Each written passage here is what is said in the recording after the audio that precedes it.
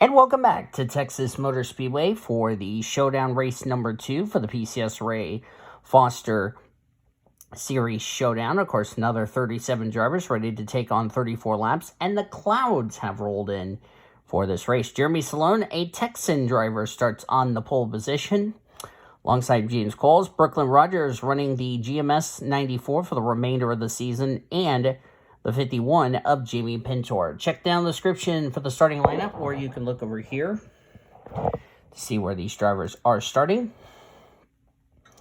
We're going to go ahead and get these cars rolling off, get ready for another 34 laps of racing. Mentioned Mitchell Hodak in the 65. We got some new drivers as well. Ian Dutta in the 71. In the 91 this week is Jet Porkins. Hannah Higdon driving the 87 for Nemco Motorsports.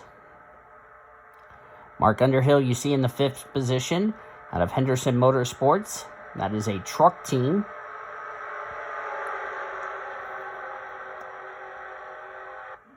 And I believe that is it.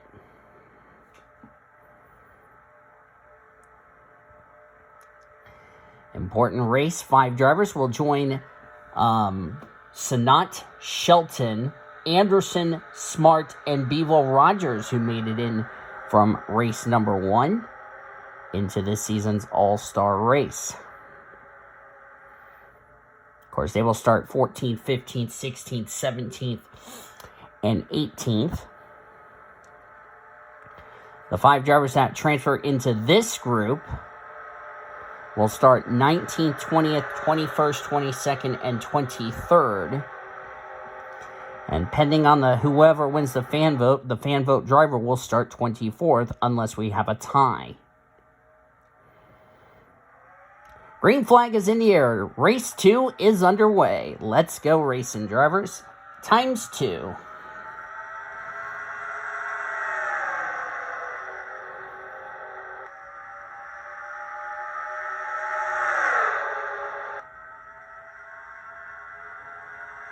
Oh, contact there. Salone and Qualls made contact. Brooklyn Rogers was a bit aggressive on the start. That was nearly a wreck in front of the entire field for the lead, may I add. As Qualls is getting shuffled back, Brooklyn Rogers leads the first lap, although that was kind of not smart on her part to go 3 wide on the first lap in front of the entire field. I think she needs to be a bit more careful. The officials have agreed with me, and they are going to give the 94 a warning for aggressive driving. Really don't need to do that on lap 1 of a 34-lap race.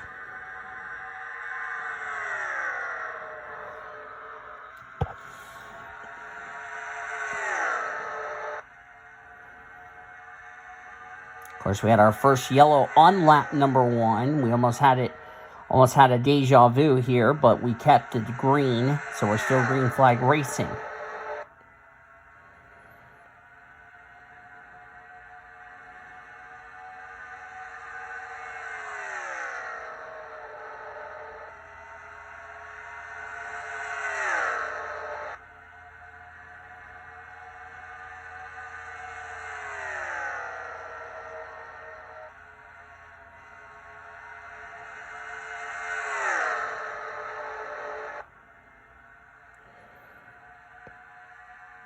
Brooklyn Rogers still leads. Mark Underhill in 2nd. Trying to possibly make it 2 Underhill drivers. Of course, his other friend and family member, Jared Underhill, didn't make it in the transfer spot, but he still has a chance to win the fan vote.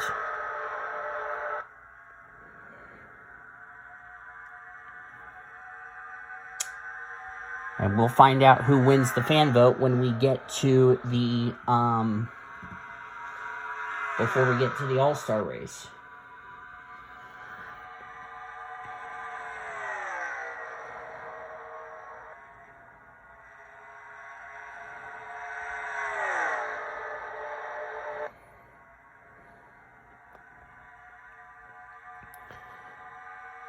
Number 7 of 34 going on. Check the back of the field. There's Anthony Ritchie back here.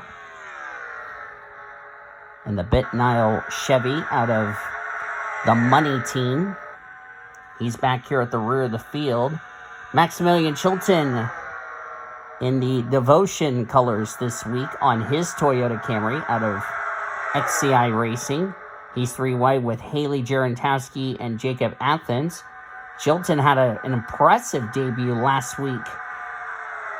Had a good debut at Richmond. Unfortunately, he failed to qualify last week at Rio de Janeiro, which I do apologize for the Rio de Janeiro video, because apparently we were supposed to be at Nashville last week, but as I said, Nashville gave me some problems as far as the starting grid, and I already done the non-charter race. So yeah, you'll find out who those 6 drivers in that raced their way into Brazil. Unless you already know by the time you're watching this. There's Jalicia Kuzman. Jet Porkins in car 91. There's Santi Messi in the 67. Here's a lot of people that everybody should be paying attention to. Sean Art. His little sister in the All-Star race, due to winning at Rockingham, North Carolina. However, Big Brother is not in the All-Star race, and he's currently desperate. I talked to Senor Sean, who, by the way, I love Mario as his profile picture, because I am a Mario fan, for anyone that's asking. But in all seriousness,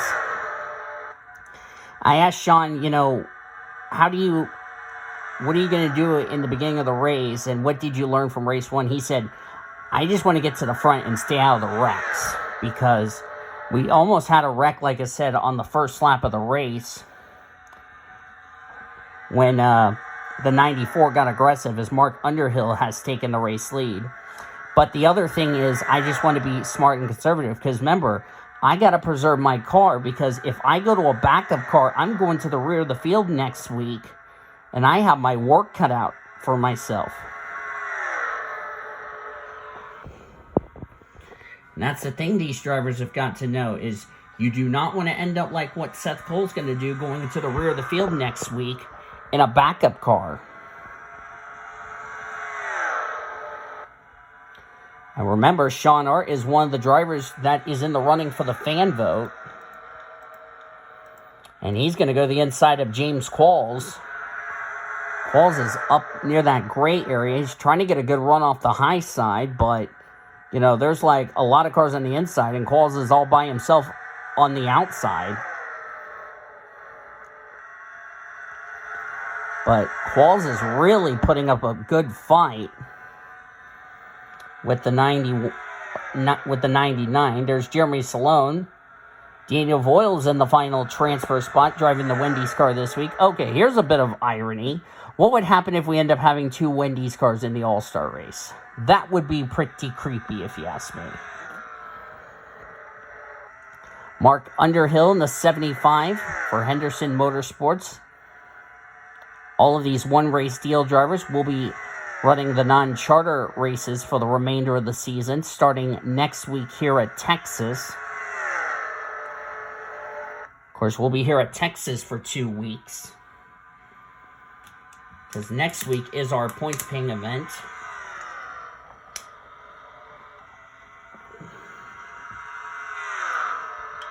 As we're going to get ready for the running of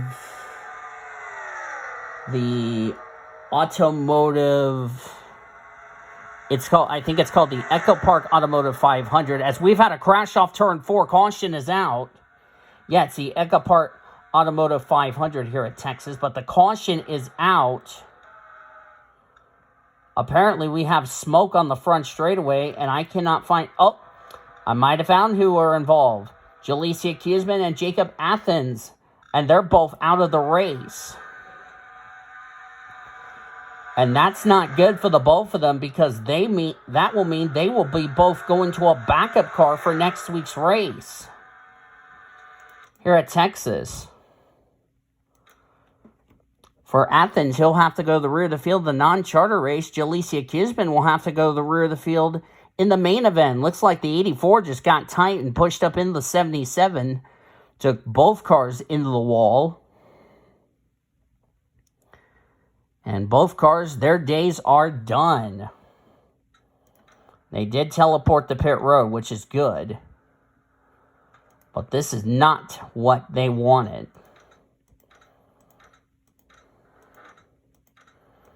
Past the halfway mark. We went a lot further than our first race. The first race, we had a first lap yellow. These drivers were a little smarter to go all the way almost to the midway point of the event for the first yellow of the second showdown. So, kudos to these drivers being a lot smarter. And, of course, the lights will be coming on very soon. And out of the race, as I expected, the 77 to 84. So, unless the 77 wins the fan vote, which is looking very unlikely, they will both not make the All-Star race. And both will go to a backup car for next week's points paying event here at Texas. And that means the 77, regardless where she qualifies next week, will have to go the rear of the field due to a backup car.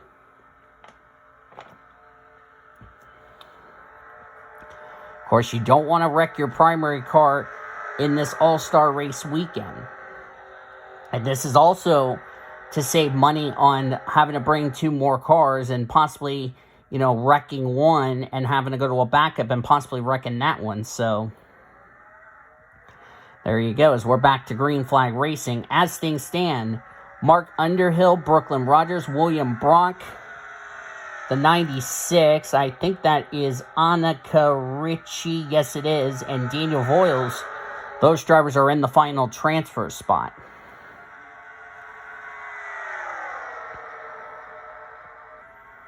I did check the ratings on the 9 and the 42, and they had the same ratings, which were 40/60. So no issues in tech as far as those two cars are concerned. Excuse me there.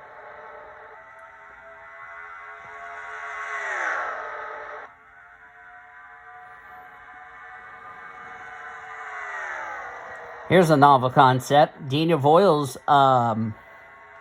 was supposed to be in the All-Star race for 2017, but that season never happened. So could lightning possibly strike twice for the Beard Motorsports number 62.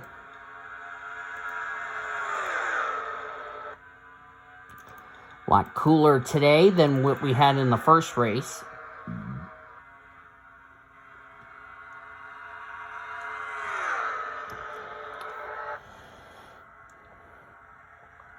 Up next, we'll cap off our All-Star race weekend with the main event. That race will go live at 8:30 p.m. Eastern Standard Time here on the Blue Hedgehog TV. We hope you all will join us for who will win $1 million of Blue Hedgehog money. Yes, that is kind of silly of me putting $1 million Blue Hedgehog dollars. Yes, I get it. It's weird. Okay. But in all fairness, it's like William Brock and the 94 of Brooklyn Rogers went way up the racetrack. That's going to allow the 75 to pull away if they continue to go side by side. And that's good news for drivers like Sean Art and James Qualls to possibly pass them and possibly make the race. Oh, Sean. I thought Sean just got tight there. That's going to screw his chances. He got tight there, tried to get down the bottom, but the car just continued to getting tight. Remember, these cars were impounded after qualifying this morning, so they were not allowed to make adjustments, except air pressure. But that is it.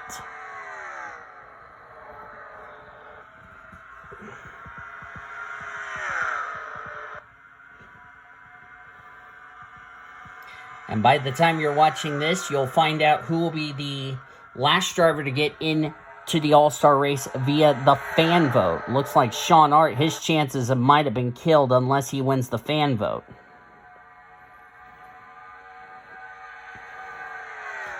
For a couple of one-race deal drivers, this is really going to be good. Daniel Voiles, of course, he only has one career Foster Series win. That came at Ricky in 2016. But, of course, that season does not count as far as the real drivers is concerned because that was a mix of Foster's and Monster Energy Series drivers at the time. And now Voiles is up to second, going to bring his good friend Jeremy Salone with him. Also going to bring James Qualls and kick the 96 back to the final transfer spot. Even if Daniel Voiles doesn't win the Showdown, he would be happy to make the All-Star race. Of course, this is the closest he gets to a home race. His little sister Desiree, we will see her in 2 weeks when we head off to Ormie's home track of Auto Club.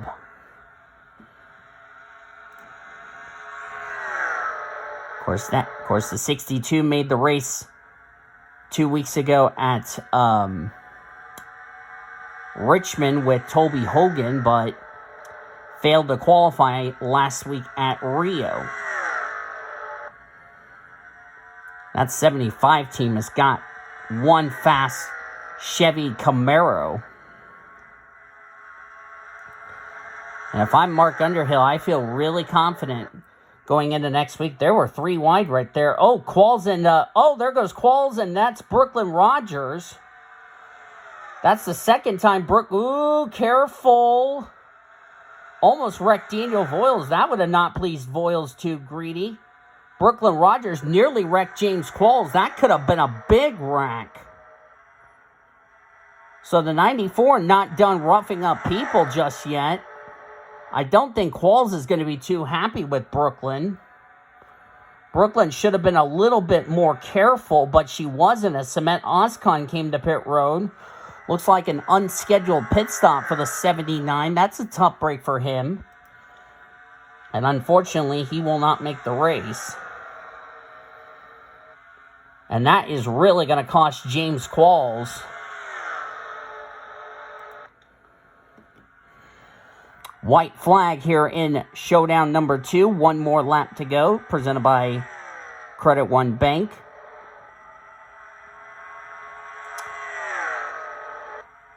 And the 94 has been asked to see the officials in the big blue and gold trailer after this. So there could be a penalty coming the 94's way for aggressive driving. As Mark Underhill will win Showdown race number 2 here at Texas.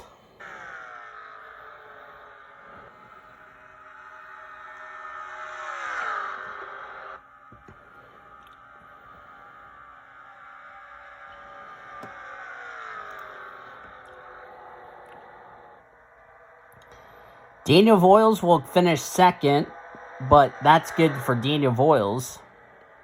He'll make the All-Star race. Brooklyn Rogers finished third. However, I suspect that may change with the way she didn't learn her lesson from not wrecking people, or almost wrecking people. She went 3 wide on the first lap, nearly wrecked Qualls there. And of course, if she gets penalized, that will mean James Qualls will make the All-Star race. We'll wait and find out what the officials will do there. William Brock 4th, Annika Ritchie 5th. Those would be drivers that would be in the All-Star race. Now, if Brooklyn Rogers gets penalized, James Qualls will make the All-Star race. But from Fabian Tester all the way back, for the non-charter drivers, they unfortunately will not make the All-Star race, as far as that is concerned. And I have received word the 94 has been given a 30-second active time penalty for aggressive driving. So that will mean James Qualls will make the All-Star race. Brooklyn Rogers will go home. So there you go. So I know that was not the way James Qualls wanted to make the All-Star race, but to be fair, the 94 should have been a little bit more careful because she nearly took out a bunch of good drivers that really should have not been involved. So there you go.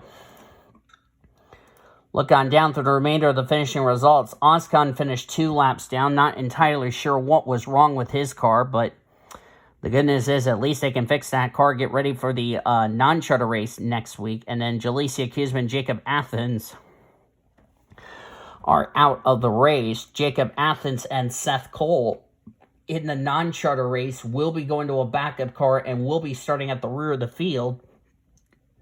Jalecia Kuzman, regardless where she qualifies next week, will go to the rear of the field in a backup car as far as that's concerned.